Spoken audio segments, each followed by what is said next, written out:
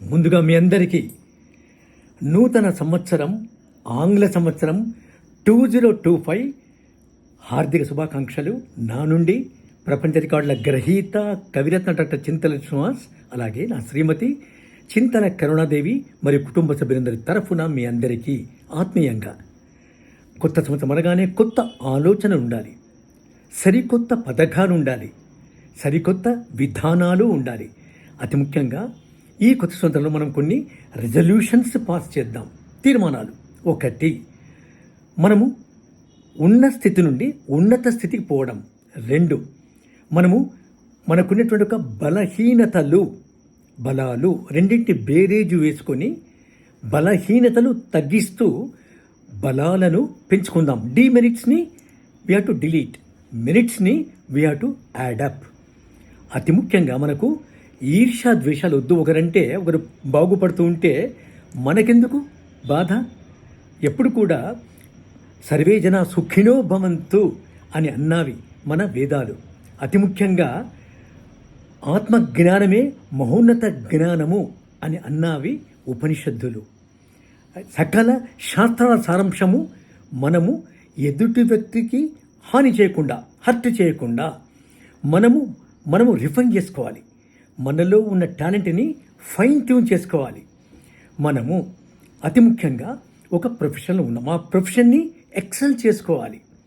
అలాగే మన కుటుంబం ఉంది, మన కుటుంబంతో ఎలా ఉండాలి? గౌరవాన్ని ఇస్తూ, తీసుకుంటూ, ప్రేమిస్తూ, ప్రేమించబడుతూ, అలాగే మర్యాద చేయించుకుంటూ, అతి ముఖ్యంగా కుటుంబాన్ని మనము ఒక శరీరంలో అత్యంత ప్రముఖమైన హృదయంలా భావించాలి. మనము ఎప్పుడు కూడా ఒక సంస్కారవంతులుగా, ధర్మవంతులుగా, జ్ఞానవంతులుగా, అలాగే మన నిత్య జీవితంలో మనము ఎదుర్కొనే సమస్యని, ఏ సమస్య వచ్చినా అది నా సంకల్పం ముందు స్వల్పమే అని అనుకున్నప్పుడే దాన్ని జయిస్తాం. అలాగే మనం ఒక ప్రణాళికతో, ఒక మిషన్తో, ఒక విజన్తో, ఒక గమ్యాన్ని ఉంచుకొని ముందుకు సాగినప్పుడు వచ్చేటువంటి అబ్స్టాకిల్స్ నథింగ్ అనుకోవాలి. అంటే మన యొక్క ఆత్మవిశ్వాసము అనేటువంటి ఆయుధంతో మనము వేసుకునే ప్రణాళికల్ని సాధించుకోవాలి అనేటువంటిది మన నూతన సంవత్సర సందేశంలో ఒక భాగం. ముఖ్యంగా ఈ నూతన సంవత్సరం 2025 మనకు ఖచ్చితంగా విజయాన్ని సాధింపజేస్తుంది.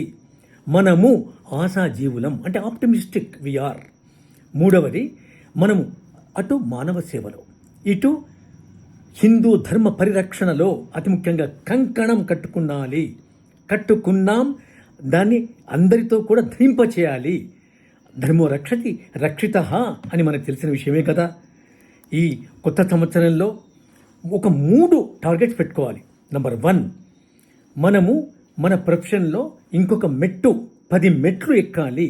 2వది, ఇప్పటి వరకు కొంత మనము స్లో డౌన్ అయిన పక్షంలో స్పీడప్గా దాన్ని చేసుకొని మన గమ్యాన్ని చేరే దిశలో సర్వ ప్రయత్నాలు చేయాలి. మనము ఒకరికంటే నిమ్నము అంటే తక్కువ అనుకోకూడదు, అలాగే అహంకారము ఉండకూడదు.